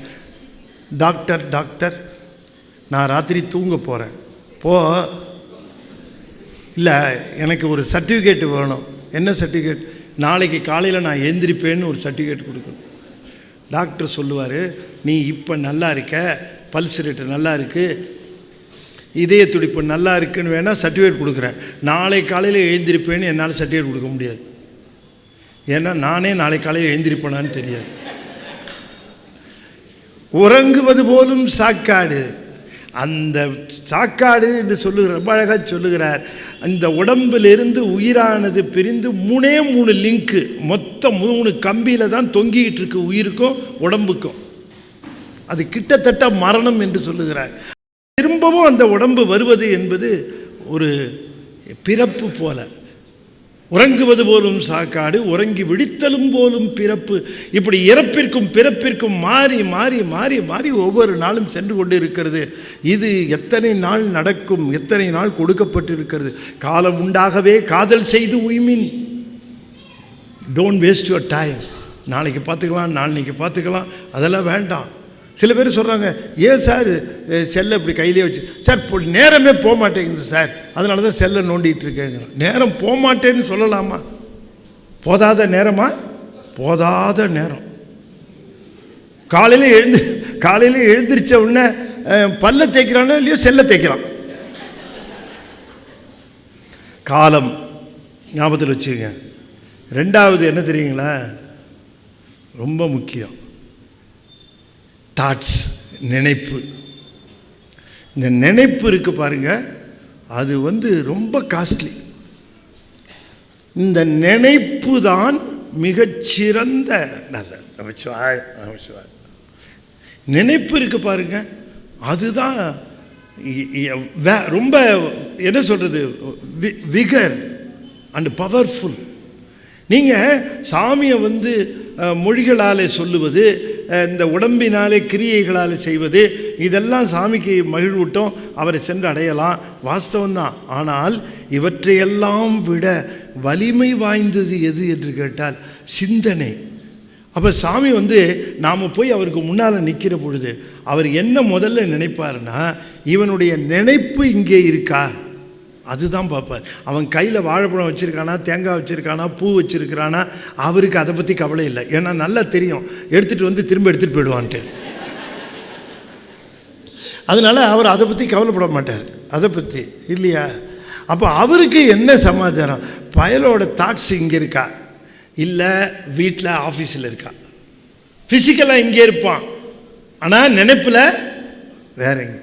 சிந்தனை நிந்தனக்காக்கி நாயினேன் தன் கண்ணினை நின் திரு பாத போதுக்கு ஆக்கி வந்தனையும் அம்மலர்க்கே ஆக்கி. அதில் சொல்லுகிறார், இந்த வழிபாட்டில் முதல்ல என்ன முக்கியம், சிந்தனை நின் தனக்கு ஆக்கி. முதல்ல இந்த சிந்தனையை கொடுத்துடணும். அதுதான் ரொம்ப கஷ்டம், அதுதான் ரொம்ப வேல்யூபிள், அதுதான் ரொம்ப பவர்ஃபுல். நம்மளுடைய நினைப்பை சாமிக்கு கொடுக்கணும். நினைப்பவர் மனம் கோயிலாக கொண்டார், பனைக்கை மும்மத வேழம் உரித்தவன் என்று சொல்லுகிறார் சாமி. அப்போ இந்த நினைப்பு என்று சொல்லக்கூடிய ஒன்று இருக்க, அது ரொம்ப முக்கியம். இவன் சுந்தரர் என்ன சொல்லுகிறார், நீள நினைந்தடி ஏன் உமை நித்தலும் கைத்தொழுவேன். நித்தலும் கைத்தொழுவேன் ரெண்டாவது. முதல்ல என்ன சொன்னார், நீள நினைந்தடி ஏன் உமை நித்தலும் கைத்தொழுவேன். இன்னொரு இடத்துல கூட சொல்றாரு, திருக்கழுக்குன்றம்னு நினைக்கிறேன், நீள நினைமின் நீதியால் தொழுமின். இன்னொரு இடத்துலையும் சொல்லுகிறார். அப்ப நீள நினைங்கிறார், நீள நினைந்தடி ஏன் உமை நித்தலும் கை தொழுவேன். வாழன கண்மடவாள் அவள் வாடி வருந்தாமே. கோழிலி எம்பெருமான் குண்டையூர் சில நெல்லு பெற்றேன். ஆளிலை எம்பெருமான் அவை அட்டித்தர பணியே. நீள நினைந்தடியேன். நீள நீள நீள எவ்வளோ நீளம் இழுக்கிறது. சங்கீதத்தில் வேணால் கொஞ்சம் இழுக்கலாம். நீள நினைந்தடியேன்.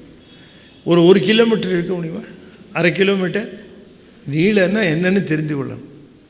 சுவாமியை நினைக்கிறது பெருசு இல்லை, நீள நினைக்கிறது பெருசு. நாம் ஒரு நாளைக்கு எத்தனை தடவை சாமியை நினைக்கிறோங்கிறது முக்கியம் இல்லை, நினைக்கும் போது எவ்வளோ நேரம் சேர்ந்து நினைக்கிறோங்கிறது தான் முக்கியம். The frequency is not important, the duration is more important. இந்த கால அவகாசம், பெருமானை நினைக்கின்ற கால அவகாசம் நீள நீள நீங்கள் சிவ யோகத்திற்கு செல்லுகிறீர்கள். அதை எப்படி பிராக்டிஸ் பண்ணுறது? எடுத்த உடனே பெருமானை நாம் யோகம் பண்ண முடியல, எப்படி பண்ண முடியும்? யோகம்ங்கிறது என்ன? ஒன்றுபடுவது தான். இந்த கீழே மூலாதாரம் குண்டலினி அதெல்லாம் விட்டுருங்க, அதெல்லாம் வேணவே வேணாம், நான் சொல்லித்தரேன் யோகம். இப்போ நாம் சாமியை நினைக்கிறோம், நினைக்கின்ற பொழுது சாமியை இந்த ஒன்றுபடுதல் பண்ணிட்டோம்னா அதுதான் யோகம். இந்த ஒன்றுபடுதல் என்பது உடனே நிகழாது. அதுக்காக என்ன, சாமியை நினைக்க ஆரம்பிக்கிற பொழுதே அவரை நீள நினைதல் வேண்டும். இப்போ ஒரு உதாரணம் சொல்கிறேன், இந்த சொல்லியிருக்கேன்னான்னு தெரில. ஒருத்தர் என்ன பண்ண, பேப்பரில் படித்தார், நண்பருன்னு சொன்னார், இப்போல்லாம் அரிசி சாதமாக வடிக்கிறதுக்கு தவளையில் தண்ணி வச்சு ஒலை வச்சு அரிசி போட்டு அதெல்லாம் வேணாம், குக்கர் வந்துருச்சு, தண்ணியை ஊற்றி அரிசியை போட்டு அதை தலையை மூடி அதுக்கு ஒரு பொட்டு வச்சு விட்டுட்டோம்னா வந்துருன்னார். நிஜமாவா? நீங்கள் போய் கடையில் கேளு. அடுத்த நாள் கடையில் போனார், எங்கே இங்கே ஒரு அந்த மாதிரி ஒரு மிஷின் இருக்கா? மிஷின் இல்லையா, அது குக்கர். அப்படியா? அது என்னங்க? ஒன்றும் இல்லையா, தண்ணி ஊற்றி அரிசியை போட்டு மூடிடு. எத்தனை நாடி ஆகும்? கரெக்டாக 12 நிமிஷம் ஆகிடும். நிஜமாக சொல்கிறீங்க? ஒய்ஃபை பார்த்தாரு, சொல்கிறானே என்ன, வாங்குங்க ஒன்று. சரி வாங்கிட்டாங்க. அடுத்த நாள் காலையில் தூக்கமே இல்லை ராத்திரி. அடுத்த நாள் காலையில் குக்கரில் சாதத்தை வச்சு அவனுக்கு தினம் இந்த தவளையில் வச்சு 6 மணிக்கெல்லாம் எழுந்திரி 2 பேரும் எழுந்திரிச்சு அடுப்பை பற்ற வச்சு குக்கரை எடுத்து கழுவிட்டு தண்ணி ஊற்றி அரிசியை போட்டு மூடி, note the time 6 o'clock, 6 note பண்ணிட்டாங்க. அடுப்பை பற்ற வச்சாச்சு. 6லேருந்து அடுப்பு எரிஞ்சிக்கிட்டே இருக்குது. திடீர்னு அந்த வீட்டு பொண்ணு, சின்ன குழந்தை, ஒரு 6 வயசு குழந்தை, அம்மா காப்பி. எங்கள் காப்பி கேட்குது. டயத்தை நோட் பண்ணிட்டு இறக்கி வையினார். 6:05 ஆச்சு, இறக்கி வச்சுரு. நம்ம டயத்தை நோட் பண்ணிக்க, கரெக்டாக நோட் பண்ணு. 2 ஆச்சு. 6:05 காப்பி வச்சு கொடுத்தாச்சு. காப்பி வச்சு கொடுத்து முடிச்சப்பறம் என்னங்க காப்பி வச்சாச்சு, திரும்ப ஏற்று டயத்தை நோட் பண்ணு. முதல்ல எவ்வளோ நாள் இருந்தது? 4 நிமிஷம் இருந்ததுங்க. இப்போ நோட் பண்ணிக்க. திரும்ப இப்போ ஒரு மேலே இருந்தது, இன்னும் இருந்துக்கிட்டே இருந்தது. அங்கேருந்து பொண்ணு வந்தது, காலேஜுக்கு போகணும், நீங்கள் பாட்டி விளையாடிட்டு இருக்கிறீங்க, எனக்கு இட்லி கொடுங்க. எங்கே இட்லி கேட்குறா? இறக்கி வை, டயத்தை நோட் பண்ணு. டயத்தை நோட் பண்ணியாச்சு. இப்போ முதல்ல எவ்வளோ நிமிஷம்? 4 நிமிஷம். இப்போ எவ்வளோ? 3 நிமிஷம், 7 நிமிஷம். இன்னும் 5 நிமிஷம் தான் பாக்கி. நீ இறக்கி வச்சிரு. இறக்கி வச்சதுக்கப்புறம் திரும்பவும் அது இட்லிலாம் சுட்டு முடிச்சாச்சு, எல்லாம் பண்ணியாச்சு. இட்லி சுட்டு முடிச்சாச்சு. எங்கே இப்போ என்ன பண்ணுறது? டயத்தை நோட் பண்ணி திரும்ப ஏற்றியாச்சு.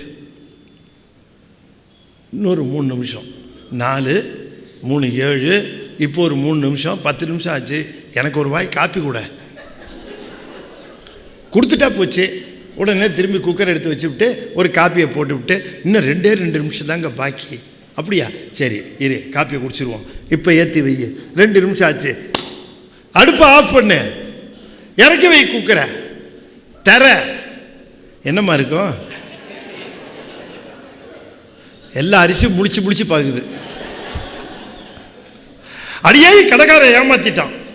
12 நிமிஷத்தில் சோறு ஆயிடுன்னு சொன்னானே, இப்போ எல்லாம் அரிசியாக இருக்க விட மாட்டேன் அவனை. நேராக கடைக்கு போனான். என்னையா கொடுத்துருக்குற நீ? ஏங்க என்னாச்சு? 12 நிமிஷத்தில் சோறு ஆகுன்னு சொன்னீங்களா இல்லையா? ஆமாம், 12 நிமிஷம் வச்சேன். 12 நிமிஷம் வச்சியா? ஆயிருக்குமே. இங்கே பாரு, கணக்கு எழுதியிருக்கேன். இதுக்கு எதுக்கு என் கணக்கு இருந்தார்? இல்லைக்கு பாரு. பார்த்தான், 6லேருந்து 6, 3, 6, 4, 6. என்னையா அது இவ்வளோ கணக்கு எழுதியிருக்கு? அதான் 6லேருந்து 6, 4 வரைக்கும் வச்சுருந்தோம். பொண்ணு வந்து காப்பி கேட்டா, இல்லை என்ன சொல்ல முடியும்? குக்கரை இறக்கி வச்சுட்டு காப்பி கொடுத்தோம். அதுக்கப்புறம் திரும்ப ஏற்றணும். இதெல்லாம் உனக்கு எதுக்கு இந்த கதை? மொத்தம் எத்தனை நிமிஷம் இருந்ததுன்னு பாரு. அவன் சொன்னான், என் வேலை போனாலும் பரவாயில்ல, குக்கரை எடுத்துக்கிட்டு எது ஓடிடு, இல்லைன்னா அடிச்சே கொண்டுடுவேன். ஏங்க குக்கரில் சாதம் ரெடி ஆகணும்னா 12 நிமிஷம்னா அது சேர்ந்து இருந்தால் தானே வேகும். சிவபெருமான்கிட்டேருந்து நம்ம திருவருள் பெறணும்னா அவரை சேர்ந்து நினைச்சா தானே நமக்கு அந்த திருவருள் கிடைக்கும்.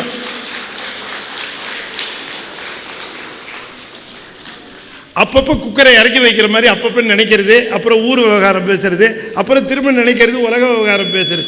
வேகுமா அது? அதான் அதை சொல்லுகிற.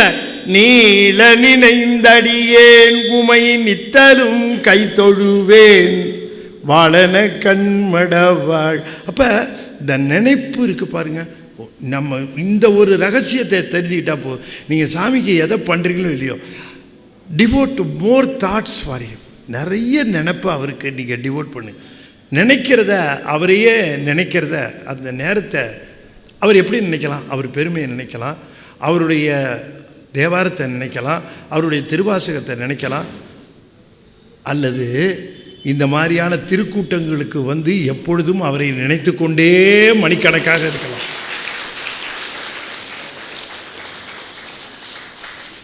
நீங்கள் இப்போ எவ்வளவு பாயிண்ட்ஸ் ஏர்ன் பண்ணியிருக்கீங்க தெரியுமா?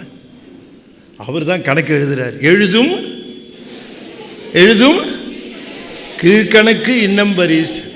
அத்தனை பேர் பேரட்லையும் விறுவிறுன்னு எழுதுகிறார். நமக்கு நாமே எழுதி கொள்வது வினைக்கணக்கு, சிவபெருமான் நமக்கு எழுவது அருள் கணக்கு. அத்தனையும் அருள் கணக்கு. அப்போ நாம் வந்து இந்த நினைப்பை பெருமானுக்கு தந்து விட வேண்டும். அதைத்தான் சொல்லுகிறார். என்ன மாதவம் செய்தனை நெஞ்சமே மண்ணு சோதி நம்பால் வந்து வைகவே. எதை நினைச்சாலும் அவர் நினைப்பாவே இருக்க, எதை பார்த்தாலும் அவர் நினைப்பா இருக்க. மலரை பார்த்தா அவர் நினைப்பா இருக்கு. நல்ல மலர்களை எங்கேயா பார்த்தா ஐயோ சாமிக்கு இதை தொடுத்து போடலாமே, சாமிக்கு நல்ல உணவு இருந்தால் ஐயோ சாமிக்கு இதை பிரசாதமாக வைக்கலாமே. இப்படி எல்லாத்தையும் அவரை தொடர்பு கொண்டே நினைக்கிற அந்த நினப்பு வளர்றது இருக்கு பாருங்க. அதுதான் உண்மையிலேயே நீங்கள் பெறுகின்ற செல்வம். அதுக்குத்தான் நீங்கள் மாதவம் செய்திருக்க வேண்டும் என்கிறார்.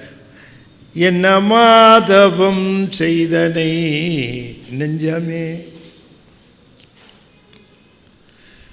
மண்ணு சோதி நம்பால் வந்து வைகவே. என்ன மாதவம் செய்தனை நெஞ்சமே சென்னலார் வயல் சேரையுள் சென்னரி மண்ணு சோதி நம்பால் வந்து வைகவே. நாம அவர் தான் வந்து வைகணும்னு சொல்லுகிறீர்கள், அவரை சிந்தையிலே வைத்துக் கொள்ள வேண்டும் என்று சொல்லுகிறீர்கள். அதுக்கு நாம் என்ன செய்யணும்? அதைத்தான் சொல்லுகிறார். என்ன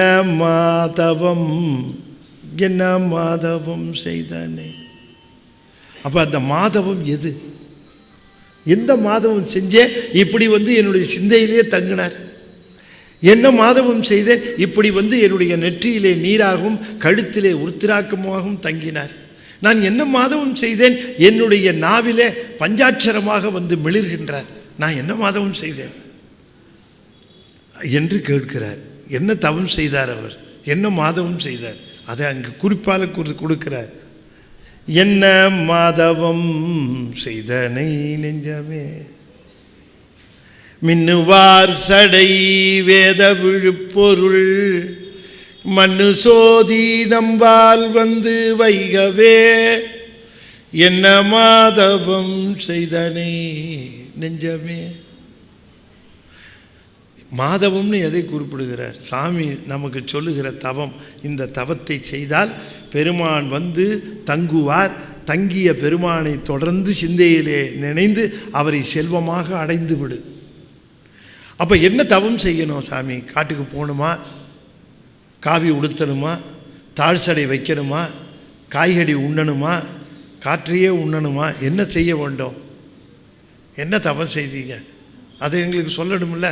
நான் தவம் செஞ்சேன், எனக்கு சாமி இப்படி வந்துவிட்டாரே, சிந்தையிலே வந்து தங்கினாரே என்று சொல்லுகிறீர்கள். என்ன தவம்? சாமிகிட்ட ஒரு மிகப்பெரிய தவம் நமக்கு சொல்லுகிறார். இந்த தவம் தான் பெரிய தவம். நம்ம சைவத்தில் தவம் எது என்று உங்களுக்கு தெரியும். நம்ம தவம் என்பது எதை சொல்லுவோம்னு. இப்போ சிஸ்டத்தை எல்லோரும் ஓப்பன் பண்ணுவாங்க. ஒர்க் பண்ணுறதுக்காக சிஸ்டத்தை ஓப்பன் பண்ணுவாங்க.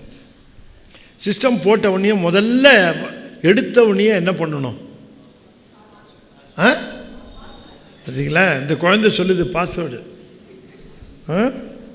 பாஸ்வேர்டு என்னம்மா போடணும்? பாஸ்வேர்டு. அப்போ தான் உள்ளேயே போக முடியும். அப்படி சைவ நெறிக்குள்ளே சிவத்துக்கிட்ட உள்ளே போகணும்னா முதல்ல ஒரு பாஸ்வேர்டு போடணும். அந்த பாஸ்வேர்டு என்னன்னு கேட்டால் தொண்டு, சர்வீஸ். இந்த சர்வீஸ் பண்ணால் தான் நீங்கள் உள்ளுக்குள்ளே போக முடியும். சாமிகிட்ட போய் ஏதாவது நீங்கள் ஒரு கோரிக்கையை வைத்தீர்கள்னா சாமி அடுத்த கேள்வி என்ன கேட்பார்னா, நீ என்ன தொண்டு செஞ்சிருக்கிற அப்படின்னு கேட்ப. என்ன தொண்டு செய்திருக்கிறேன்னு கேட்பார். அப்போ நாம் தொண்டு செய்து உள்ள நுழையணும். அந்த பாஸ்வேர்டு, அந்த தொண்டைத்தான் சுவாமி வலியுறுத்துகிறார். அதற்கு அற்புதமாக பெயரிட்டார். வாயினாலே அருளியது தேவாரம், நமக்கு அருளினாலே நமக்கு தந்த தவம் உழவாரம். இந்த உழவாரம் என்று சொல்லக்கூடியதைத்தான் தவம் என்று சொல்லுகிறார். அந்த உடம்பினாலே நாம் செய்கின்ற சர்வீஸ் இருக்கு பாருங்க, அந்த சர்வீஸ் எது வேணாலும் செய்யலாம், இன்னது தான் செய்யணுங்கிறது இல்லை. எப்படிப்பட்ட தவம், எந்த விதமான உடல் தவமும் நீங்கள் செய்யலாம். பெருமான் முதல்ல போனவுடனே திருக்கோயிலுக்கு போகும்போது முதல்ல போனவுடனே என்ன செய்வார், போய் தேவாரம் பாட மாட்டார். முதல்ல போனவுடனே இந்த கோயிலுக்கு தொண்டு செய்வார். அந்த கோயில் தொண்டெல்லாம் செய்து விட்டு அதுக்கப்புறமா உள்ளே போய் சாமியை வழிபாடு செய்வார். அவர் போய் சாமி கும்பிடும்போது சொல்லுவார், சாமி நான் உள்ளே வந்திருக்கிறேன், வெளியில் எல்லா வேலையும் முடிச்சிட்டேன் சாமி, இப்போ உங்களை பார்க்குறதுக்கு எனக்கு ரைட்ஸ் வந்திருக்குல்ல, தகுதி வந்திருக்குல்லன்னு கேட்பார். அப்போ சாமியை உள்ளே போய் நம்ம நேராக பார்க்குறோமே திருக்கோயிலில், அந்த சாமியை பார்க்குறதுக்கு நாம் என்ன தொண்டு செய்தோம், நம்மால் முடிந்த. இப்பயும் நீங்கள் திருக்கோயில் போனீங்கன்னா பாருங்கள், எத்தனை பேர் எவ்வளோ விதமான தொண்டுகள் செய்கிறாங்க. பேப்பரை எடுத்து கட் பண்ணி வச்சுக்கிட்டு இந்த திருநீர் வாங்கிடுவாங்கல்ல, சன்னதியில் திருநீர் கொடுப்பார். இந்த திருநீர் வாங்கின உடனே இந்த திருநீரை என்ன பண்ணுறதுன்னு நம்மால் தவிப்பான் பாருங்க. அதை இந்த கையிலேருந்து இந்த கைக்கு டிரான்ஸ்ஃபர் பண்ணுறதா, இந்த கையிலேருந்து டிரான்ஸ்ஃபர் பண்ணி திரும்ப இட்டதுக்கப்புறம் இந்த கையில் இருக்கிறத என்ன பண்ணுறது, என் கோயில் தூணில் போடலாமா இல்லை வர அது இல்லையா, அது ஒரு பெரிய இம்சை. உடனே அந்த திருநீர் போடுறதுக்கு என்ன பண்ணுறதுன்னு தவிப்பாங்க. திருவாரூரில் பார்க்கலாம், வெளியில் ஒருத்தர் நின்றுக்கிட்டு ஒரு சின்ன பிட்டு பேப்பர் இப்படி கட் பண்ணி வச்சுருப்பார், டக்குன்னு இப்படி நீட்டுவார். அவரை எவ்வளோ நன்றியோடு பார்ப்பா தெரியுங்களா, அடடா கொடுங்க சார், அதுவும் ஒன்று கொடுக்க, இன்னொன்று கொடுங்க சார். நமக்கு தான் ஒன்று தான் பத்தாது, எப்போவுமே ஒன்று இலவசமாக கொடுத்தா கூட இன்னொன்று டக்குன்னு, எதுக்குப்பா இன்னொன்று, தம்பி நாளைக்கு கோயிலுக்கு வந்தாலும் வருவான் அப்படி கொண்டு வேணுட்டு. அப்போ இந்த திருநீரை அது ஒரு சின்ன தொண்டு தானே. கோயிலில் பிரசாதம் கொடுத்துருவாங்க, குறிப்பாக இந்த புளியோதரை கொடுக்குற அன்னைக்கு தான் ரொம்ப சிரமம். ஏன்னா கை முழுக்க என்னவாக இருக்கும், எண்ணெயாக இருக்கும். இந்த எண்ணெயை என்ன பண்ணுறதுன்னு பார்ப்போம். எதுக்கு இருக்குது கோயில் தூணு, எல்லாத்துலேயும் எடுத்து அப்படியே அப்ப வேண்டியது தானே. இல்லை நமக்கு ஒரு ஆத்மார்த்தமான நண்பர் இப்போ கிடைக்காமலா போயிடுவார், ஆற தழுவி அவர் முதுவை தடவி ஆல் ஆயில் டிரான்ஸ்ஃபர் இல்லையா. என்ன கேட்டால் கோயில் தொண்டு செய்யதை விட கோயிலுக்கு உபத்திரவம் பண்ணாமல் இருக்கிறதே பெரிய சர்வீஸ்ன்னு நான் சொல்லுவேன். அது வாழைப்பழத்தை தின்னுட்டு தோலை அங்கேயே போட்டுருவான். அதுதான் சொல்ல வருகிறார் சாமி. திருக்கோயிலுக்கு போன உடனே முதல்ல தொண்டு, நம்ம என்ன தொண்டு செய்யலாம், எத்தனையோ வகை இருக்குது. இன்றைக்கி எடுத்துக்கங்க, ஒருத்தர் ஒரு தொண்டு செய்தார். அவர் அந்த தொண்டை தாம் பேரை வச்சு கூட அது சொல்லக்கூடாதுன்னு அந்த அழைப்புகளில் அவர் தன்னுடைய பேரை குறிப்பிடலை. ஒரு தொண்டு என்ன, அந்த தொண்டு யாம் பெற்ற இன்பம் பெருகை வையகம், எல்லா உயிர்களும் இந்த தேவாரத்தை கேட்டு இன்புறட்டும்.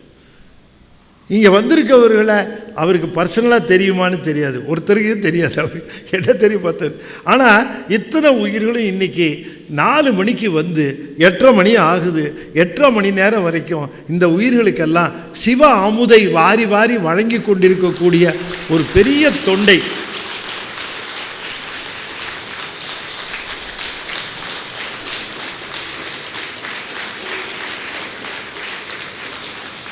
என்ன மாதவம் செய்தனை நெஞ்சமே மண்ணு சோதி நம்பால் வந்து வைகவே,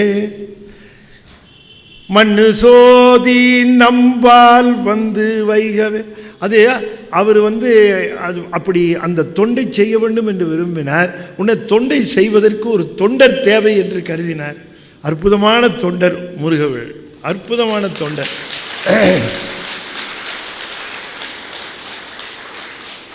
எல்லோரும் இன்புறுகிறோம். இந்த மாதிரி தான் பண்ணணும் இல்லை, நீங்கள் உங்களுக்கு முடிந்த மாதிரி ஏதாவது ஒரு சர்வீஸு. இந்த ஒரு நிகழ்ச்சி நடக்குது, விறுவிறுன்னு எல்லா சேர் எடுத்து போடுறார் ஒருத்தர், பெட்ஷீட் எடுத்து ஒருத்தர் விரிக்கிறார், இதெல்லாம் தொண்டு தான். இப்படி இந்த தொண்டுகளை செய்கிற பொழுது அது தவமாக மாறுகிறது. அதுதான் மா தவம்னாரு. ஏன் மா தவம்னு சொன்னார்? அந்த தவம் பிரதிபலன் எதிர்பார்க்காமல் செய்யப்படுமானால் அதற்கு மாதவம் என்று பெயர். அது தவம் அல்ல, மாதவம். எதையும் எதிர்பார்க்கறது இல்லை. யாரும் நம்மளை ரெக்கக்னைஸ் பண்ணணும், அக்னாலஜ் பண்ணணும்னு அவசியம் இல்லை. ரொம்ப சிறப்பான அந்த தொண்டு. இப்போ நான் சொல்லணும், அவசியம் சொல்லணும்னு எதிர்பார்க்கல. நம்ம சுரேஷ் அவர்கள் இங்கே வந்திருக்கிறார்கள், திருப்பூர் சுரேஷ். அவர் என்ன செய்கிறார், அது நீங்கள் எல்லோரும் தெரிந்து கொள்ளணும். ஓதுவாமூர்த்திகளை ஏற்பாடு செய்து கொண்டு அந்த பள்ளிக்கூடங்களுக்கு போய் அந்த ஹெட்மாஸ்டர் போன்ற அதிகாரிகளை எல்லாம் சந்தித்து இந்த குழந்தைங்களுக்கு ஸ்கூல் விட்ட உடனே இன்ட்ரெஸ்டட் சில்ட்ரன் குழந்தைங்களுக்கெல்லாம் தேவாரம் கற்றுக் கொடுக்குறேன், எந்த செலவும் இல்லை, நான் ஓதுவாமூர்த்தியை கூட்டிகிட்டு வரேன், நான் ஓதுவாமூர்த்தியை கூட்டிகிட்டு வரேன், நான் வேற ஒன்றும் நீங்கள் ஒன்றுமே செய்ய வேண்டாம், குழந்தைங்களுக்கு உட்கார வச்சு அந்த ஓதுவாமூர்த்தி தேவாரம் கற்றுக் கொடுப்பார் ஒரு 1/2 hour. இந்த குழந்தைங்க இன்ட்ரெஸ்டட் சில்ட்ரன் நீங்கள் கொடுத்தீங்கன்னா போதும், பர்மிஷன் கொடுங்க அப்படின்னு கேட்டு பள்ளிக்கூடங்கள் தோறும் சென்று இன்றைக்கு 100கணக்கான குழந்தைகளை தேவாரம் கற்றுக் கொடுப்பதற்கு ஏற்பாடு பண்ணி.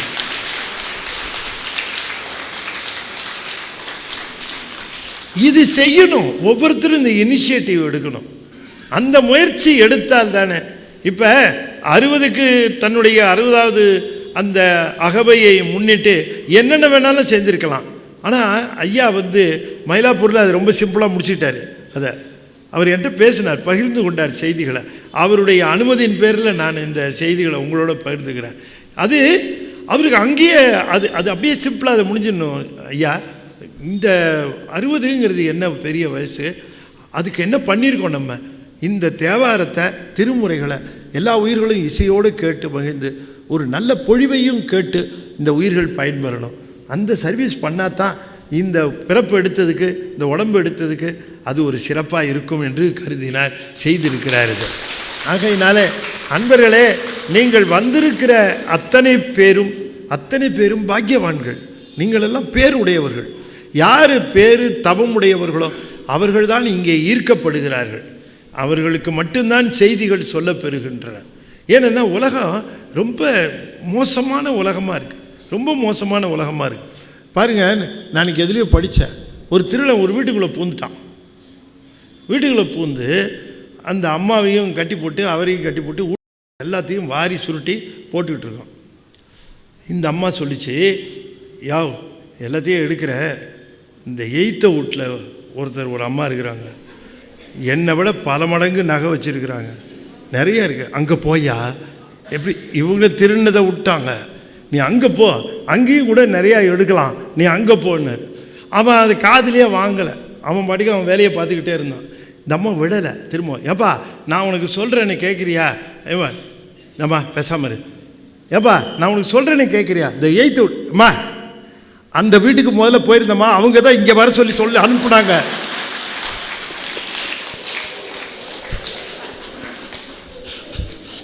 அவங்க அனுப்பிச்சு தான் இங்கே வந்திருக்கிறேன்டா. எவ்வளோ திருப்தி பாருங்க. இப்படி இருக்கு உலகம். இந்த உலகத்தில் நாம் தப்பி தவறி திருவருள் பெறுவதுங்கிறது எப்படி யோசனை பண்ணுங்க. அதுக்கு தவம் செஞ்சாதான் உண்டு. தவம் செய்கிறதுக்கு சுலபமான வழி திருக்கூட்டத்தோடு இணைந்து இருப்பது. எப்பவும் திருக்கூட்டத்தோடு சேர்ந்துருக்கு. அவங்களோட இருந்துட்டோம்னா கொஞ்சம் சேஃபாக இருக்கும் நமக்கு. அப்படி ஒரு அற்புதமான அமைப்பில் அடியன் ஒரு 7-8 வருடங்கள் ஆய்வு செய்து இந்த திருவாசகத்தை ரீஷெட்யூல் பண்ணியிருக்கிறேன். இப்போ திருநாவுக்கரசர், திருஞான சம்பந்தர், சுந்தரமூர்த்தி சுவாமிகள் இவர்களுக்கெல்லாம் தேவாரம் பன்முறையில் இருக்குது, தலைமுறையில் இருக்குது. இதை தவிர்த்து வரலாற்று முறையிலேயும் இருக்குது அவர்களுக்கு. ஆனால் மணிவாசகருக்கு வரலாற்று முறைன்னு கிடையாது. ஒரே ஒரு அமைப்பு முறை திருவாசகம் இருக்குது. ஆனால் அதில் அமைத்திருக்கிற இன்றைக்கு நம்ம கையில் கிடைச்சிருக்கிற திருவாசகத்தினுடைய அமைப்பு முறை அவர் பாடிய வரிசையான்னு கேட்டால் இல்லை. அது எல்லாரும் ஒப்புக்கொள்வார்கள். அது வரலாற்றின்படியிலே அது அமைக்கப்படவில்லை. அந்த பாடல்களினுடைய எண்ணிக்கையின் அடிப்படையிலே தான் அமைத்திருக்கிறார்கள். இப்போ 100 பாட்டு இருக்கிற சதகம், 50 பாட்டு இருக்கிற நீத்தல் விண்ணப்பம், 20 பாட்டு இருக்கிற திருவம்பாவை, திரு அம்மானை, அப்புறம் 10 பாட்டு இருக்கிற 10, இப்படி அரேஞ்ச் பண்ணியிருக்கிறாங்க. இது ஒரே மூடில் அது கண்டினியூஸாக இருக்கிறது மாதிரி அமைத்ததில்லை. நீங்கள் நல்லா யோசனை பண்ணி சொல்லுங்கள். அவர் திருச்சதகம் பாடின பொழுது இருந்த மூடு தான் அவருக்கு யாத்திரை பத்த பாடும் போது இருந்ததா? அவர் திருப்படையாட்சி பாடுகிற பொழுது இருந்த மனநிலையும் செத்திராப்பத்து பாடும்போது இருந்த மனநிலையும் ஒன்றா? அப்போ ஏதோ இந்த அரேஞ்சு பண்ணதில் நமக்கு சரியான வழி கிடைக்கல. அப்போ வரலாற்றை ஒட்டி ஏன் இதை அரேஞ்ச் பண்ணக்கூடாது? வரலாறு என்ன வரலாறு எடுத்துக்கிறது? திருவிளையாடல் புராணம் நம்முடைய 17ஆம் நூற்றாண்டில் செய்த நம்முடைய பரஞ்சோதியார் திருவிளையாடல் புராணம் இருக்குது. 13ஆம் நூற்றாண்டில் செஞ்ச பெரும்பற்ற புலியூர் நம்பி புராணம் இருக்குது. கடவுள் மாமுனிவர் செய்த திருவாதவூரடிகள் புராணம் இருக்குது. இத்தனை புராணங்கள் இருந்தாலும் கூட ஒன்றுக்கு ஒன்று கான்ட்ராடிக்ட் ஆகுது. அப்போ வரலாறு சரியாக கிடைக்காததுனால வரலாற்று முறையில் இதை அமைக்கலை. எனக்கு ஒரு இறைவனுடைய திருவுருளாக ஏன் வரலாறுக்கு இதில் எல்லாம் போகணும்? மணிவாசகர்கிட்ட இருந்தே வரலாறை வாங்குவோமே. திருவாசகத்திலிருந்து வரலாற்றை பெற்று அந்த வரலாற்றின் அடிப்படையிலே திருவாசகத்தை தொகுத்து இப்பொழுது வெளியிட்டு இருக்கிறோம். இது சிறந்த ஒரு முறை. இதை நீங்கள் படித்து பார்த்தீங்கன்னா நீங்கள் இப்போ இதை ஓதி பாருங்க. எதை முதல்ல பாடியிருக்காரு, எதை இந்த மனநிலையினுடைய ஒரு கண்டினியூட்டி தெரியும். அவர் எப்படி அவர் திருப்பெருந்துறையிலிருந்து தில்லை வருகிற வரைக்கும் அவருடைய மனநிலை. இதை சென்னையில் 2-3 தடவை முற்றோதல் செய்து பார்த்து இதனுடைய சிறப்பை அடியார்கள் உணர்ந்து மிகவும் பாராட்டி இருக்கிறார்கள். இந்த நூல் நீங்கள் வாங்கணும், அவசியம் ஒவ்வொருத்தரும் வாங்கணும். அதே திருவாசகம்தான், திருவாசகத்தில் மாற்றம் இல்லை. பதிகங்களினுடைய இடங்கள் மாறி இருக்கின்றன. வரலாற்றை ஒட்டி ஏன் அப்படி மாறணும்னு எழுதியும் இருக்கிறேன். அதற்கு இந்த புத்தகம் அங்கே ஸ்டாலில் இருக்குது, வேணுங்கிறவர்கள் பெற்றுக்கொள்ளலாம். இதை தவிர்த்து இந்த ஒரு நல்ல நாளில் நாவுக்கரசருடைய தலைப்பை நாம் தந்திருக்கிறோம். திருநாவுக்கரசருடைய படக்கதை குழந்தைகளுக்குன்னே நாங்கள் வெளியிட்டது. ஞானசம்பந்தருக்கு வெளியிட்டோம், அது முழுவதுமாக தேர்ந்தது. இப்பொழுது ஞானசம்பந்தர் இல்லை, திருநாவுக்கரசர் இப்போ கிடைக்குது. அதுலேயும் திருநாவுக்கரசர் வரலாறு முழுக்க இருக்குது. குழந்தைங்களுக்கு வாங்கி கொடுத்தீங்கன்னா இந்த புத்தகத்தை விடவே விடாது. நீங்கள் இந்த படங்கள் முழுவதும் அற்புதமாக வரைந்திருக்கு. இது ஃபிக்ஷியஸ் கேரக்டர் இல்லை, லிவ்டு கேரக்டர். குழந்தைங்க காமிக்ஸ்ன்னு வாங்கிட்டு பேட்மேன், சூப்பர்மேன், பேட்மேன், ஏன்னோ ஊர்பட்ட மேன் எல்லாம் படிக்குது. எல்லாம் ஃபிக்ஷியஸ் கேரக்டர், அதெல்லாம் கற்பனை கதாபாத்திரம். ஆனால் இங்கே இருக்கிறது ஞானசம்பந்தர், திருநாவுக்கரசர், இவெல்லாம் வாழ்ந்த கதாபாத்திரங்கள். அந்த கதைகளை அவர்கள் படித்தால் அவர்களுடைய ஞானம் பெருகும், அவர்களுடைய அறிவாற்றலும் பெருகும். அப்படிப்பட்ட நூலையும் வெளியிட்டு இருக்கிறோம். வேணுங்கிற அன்பர்கள் பெற்றுக்கொள்ளலாம். ஞானத்திரள் என்ற பத்திரிகையிலே அடியன் ஆசிரியராக இருக்கிறேன். 15 வருடங்களாக அந்த பத்திரிகை வெளிவருகிறது. அந்த பத்திரிகையினுடைய வெளியீடுகளாகத்தான் இவை வருகிறது. வருடம் முழுவதும் நீங்கள் அந்த பத்திரிகைக்கு கான்ட்ரிபியூட் பண்ணுறதுக்கு வீடு தேடி புத்தகம் வரும். 250 ரூபா தான் இயர்லி சப்ஸ்கிரிப்ஷனு. அது வேணுங்கிற நண்பர்கள் அங்கே பதிவு செய்து கொள்ளலாம் என்று சொல்லி இந்த அளவிலே நாம் இதனை நிறைவு செய்து மிகச்சிறப்பாக என்னுடைய தனிப்பட்ட வாழ்த்துக்களை எங்கள் ஐயப்பன் ஐயா அவர்களுக்கு தெரிவித்துக் கொள்கின்றேன்.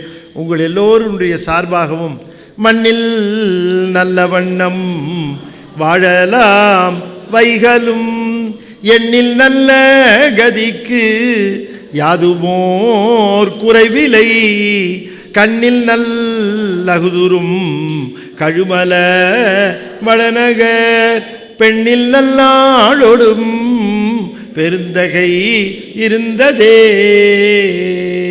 திருச்சிற்றம்பலம். இந்த விழாவுக்கு வந்திருந்தவர்கள் அத்தனை பேருக்கும் நாவுக்கரசருடைய குருவர்களும் ஆடல் வல்லானுடைய திருவருளும் கிட்டி உங்கள் வாழ்வில் இருக்கக்கூடிய குறைகள், துயரங்கள், துன்பங்கள் அத்தனையும் நீங்கி எல்லா நலங்களையும் நீங்கள் பெறுவீர்கள் என்று சொல்லி நிறைவு செய்யும் முகமாக 5 எழுத்தை 5 முறை ஓதுவேன். அன்பர்கள் தொடர்ந்து ஓத வேண்டும் என்று திருவடி பணிந்து வேண்டிக் கொள்கின்றேன். ஓம் நமச்சிவாய. ஓம் நமச்சிவாய. ஓம் நமச்சிவாய.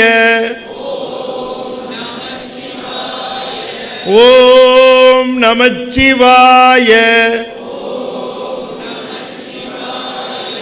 ஓம் நமச்சிவாய. திருச்சிற்றம்பலம். தென்னாடுடைய சிவனே போற்றி. வெற்றிவேல் வெற்றிவேல் முருகனுக்கு. திருச்சிற்றம்பலம். எல்லா அன்பர்களுக்கும் அன்னம்பாலிப்பு இருக்கிறது. மகிழ்வோடு உணவுண்டு இல்லம் திரும்புமாறு திருவடி பணிந்து வேண்டிக் கொள்கின்றேன். திருச்சிற்றம்பலம்.